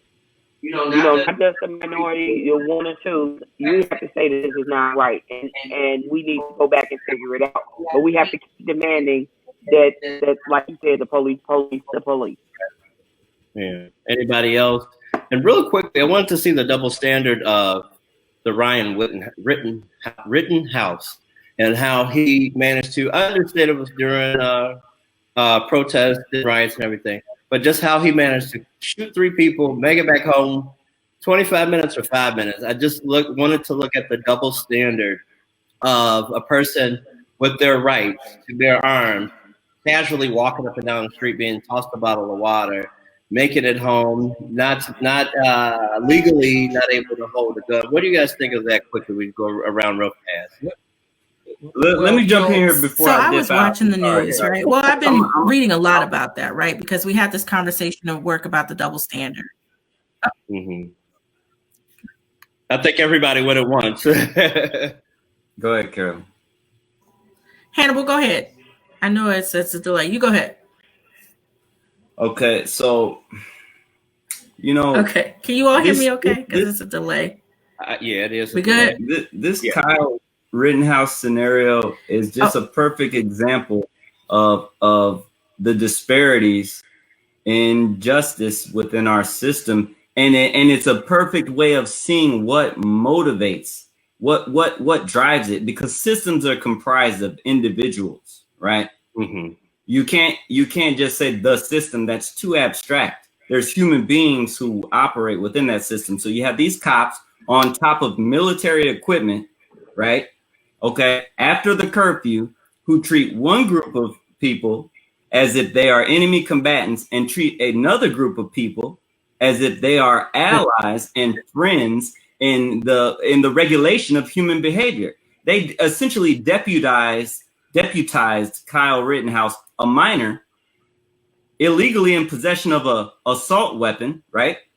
And they gave him water and they treated them with empathy because they looked at them as people who matter, right? So it is those mentalities that are really a big enemy. Those mentalities have to be kept in place by hard and fast public policy that's based on accountability, that's based on restorative justice, until we can effectuate the spiritual change that will be that'll reflect true evolution of the human experiment. Because honestly, like, human beings haven't evolved. Human beings you'll know human beings have evolved when they exercise restraint, when we just don't do everything we're capable of doing. We have nuclear bombs, but we drop them because we're not evolved, because we haven't figured out a better way to achieve what we want. So when you look at Kyle Rittenhouse, first off, just know, if he gets anything, it'll be a slap on the wrist, just like the cops that shot Jacob Blake, because he's viewed in a different light, because he's a fat-faced, cherubic white boy. Oh my God. That's it. When he's sitting on the stand, those white people are going to see their son, and they're gonna ignore the video of him punching a woman that I just saw on Facebook today. They're gonna ignore that. They're gonna mark that as inadmissible, right? And he's gonna get a slap on the wrist. I'm telling you, Kyle Rittenhouse is just yet another example of the disparities in the justice system, and just another thing to point at and say, this is what we're talking about, Nikki Haley, when we say that this country is racist. Well, she's made her racist statement. Oh, Carolyn, go ahead. I'm sorry. Because you gotta go. Yeah. No. Hannibal hit it right on the mark, right? When you analyze what's going on, right? Jacob was handcuffed to a bed like he was gonna get up and run away, right? They're still holding that warrant over his head. You mean to tell me when he's gonna roll into the prison? That sounds horrible, but are y'all gonna still arrest him that way? The young Kyle, I think his name, whatever his name is. They talk about the misdemeanor charge that may come to him for having the rifle because he's under the age of 18, and that's the law in Wisconsin, right? But when they review the tape, now this is a few lawyers giving commentation on the video, is that the unfortunate part is, if we just look at the incident itself, how everyone else looks like the aggressor, right? He was trying to avoid shooting, and he was laying on his back when he was, when he shot one guy, and then another guy was swinging, the one that actually got killed was swinging the skateboard, and they, everywhere that I've looked, they feel like the skateboard. He's just going to get that misdemeanor for the weapon itself. But Hannibal hit it right on the head. That's exactly what it's going to look like. That's exactly what's going to happen. There's not going to be any fault in this. The fact that lives were lost, they're going to look at it as pure self-defense. Yeah, and I also want to talk about that, because you sent that video, Delmonico, about the legal aspect of it, and once they said that it was illegal for him to have an AR-15 as a 17-year-old in Illinois and in Wisconsin, I cut it off. That's it. That's all you need to know. But then at the same point, this is an example of white on white crime, because It was white people. And this is the only reason why they're charging him with manslaughter is because of the fact that he killed white people. Now, obviously, if he would have killed some black folks, that would have been the self-defense argument. But I think differently. I think he's going to get charged with murder on these because of the fact that he killed white people. It won't be anything close to murder. It'll be like it'll be a negligent homicide or something like that. Yeah, you're right about that. Yeah, but I just think really quickly, why was his mother not charged? Why did he cross? Thank you. State line? Why is she? I mean, I have so many whys, and I guess it makes me more upset. They use white. They use Candace Owens used George Floyd's record while he resisted coming out the SUV. Yes, but once they gained control of George Floyd, had nothing to do with his background. You kneeled on his neck for 8 minutes. So my question about it is that why are y'all using George Floyd's record of a judge judges your past record, not me? But when it came to this guy, Kyle Rittenhouse, who has that video of marijuana, that video of him punching the woman and getting into it, him having a gun and being intoxicated and on a controlled substance. Yeah. But we get rid of. So if it's on the same playing field, let's do it that way. But people are hailing him to be a hero and a protector of rights. He's a vigilante that came to defend someone else's property. The intent was good, but all the way leading up to the gas station, it was illegal. And it just wasn't he was just standing there. He was going back and forth with the mob and the gun. Then he chose to run off. I think Carolyn is gone. Yes, she is. Okay. But thank you, Carolyn, for joining, by the way. But I just think it's so much hypocrisy in somebody has a criminal history, somebody has a criminal history, somebody has a criminal history. Then he comes up and Candace Owens is like, he's a hero. Or like he's a hero. I can't understand it. And also that at 17, I know we're about to get off. At 17, they called Trayvon Martin a thug. They brought up his school record, everything they could name, and that boy is dead. This boy, they have put him on there. First of all, they're holding community service, scrubbing off the thing. They're holding him as a juvenile in a juvenile detention center instead of him being there. That 15-year-old boy in New York that died over a backpack, and he didn't even do anything. He was in Rikers, remember? Oh yeah, 16. But they got this ass hat in juvenile detention. And they're saying, oh, he's a boy. They're not calling him a young adult. They're trying to paint him as a good young man. He's holding guns on his Facebook profile, but they're not bringing any of that up because they want to make it look like he's a perfect citizen and he's just doing his civil duties in protecting society. And also that he is, I'll go ahead, Hannibal. So I'm gonna say this and I'm gonna close first. Thanks for having me on this segment. I appreciate it. And I know, Delmonico, I know when you said you can't understand, I know that had to be facetiousness because to understand the reason is simple. Is this country was founded on racism, it operates on racism, and his mama's white and he's white, so they're gonna be held to a different standard of judgment. What I want to say as I close is for Black people watching this, or people of color, or people who are fans and friends of justice and righteousness, you got to get involved and you got to get your kids involved, period, point blank. The sidelines are no longer safe. Your little piece of the pie is not safe. If you don't get involved, you're going to lose what little bit you got. And that ain't fear mongering. That is a response to the last 20 years of my adult life. And to white people who subscribe to white supremacist doctrine, if you happen to be watching this, just know you ain't safe from the ills of racism either.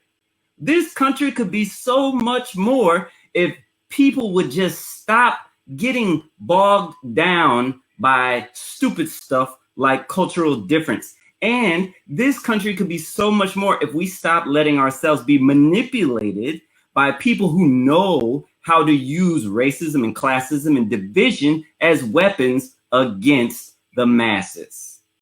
That's my message for anybody watching. Thank you all. It was a pleasure. Thank you. All right, brother. All right, Hannibal. But lastly, I want to say that you guys are the last two. We're the last three here. But I mean, another thing of it is that even when his court date came up in Antioch or whatever, he didn't even go to court. And it's just like, why did the judge demand the arrest of him for not appearing? They used the public defender to say he wouldn't be coming and ask for an extension while he hires a personal attorney to give him a month. You have to go to the first court appearance. First appearance, yeah. But just like that affluenza team, remember that guy that ran over somebody and stuff, and they were saying he didn't know any better, and all that other. It's the same exact thing. That's why I said, guys, I'd be surprised if they charge him with murder, like I did manslaughter or something like that. They're not gonna charge him with. I don't think they I don't think he's gonna get away with just having a gun illegally. Like I said, he shot that. The only reason why I sent y'all to that video was because you might not agree with his message, but he was somebody to piece the entire video together. Because I didn't see the gas station part. I don't know if you guys did. I didn't see it. That was the first person shot and killed there. That's why I sent that to you. Wow. Hey, come on, you coming on, man? Oh, okay. His computer died too. He'll be back momentarily if it doesn't kick us off, because you know he's a moderator or whatever. Well, you know, I feel like he's I still feel he'll get charged for like lesser manslaughter or something like that. But you know, looking at the message of this, wait a minute. This Kyle Rittenhour guy wasn't there a GoFundMe and he's raised like tens of thousands of dollars in his defense, right? Yeah. Okay, so this actually circles back around to the conversation we've been having in regards to, you know, police killings and racism and everything like that, because I always look at it from the lens of a black man. All right. And you look at black misandry, which means, you know, misandry meaning the hatred of men, that this country kind of represents. So you only see black men getting supported when they're dead. You know, we have all this rioting and we have all this protest when a black man gets shot. Right. And then we also, you know, we also have some sublets of protests when, you know, our young black children get shot. But where are the protests when we have males who are here today struggling to get jobs, struggling to just fit into our society, just struggling to be human? To be day-to-day, yeah.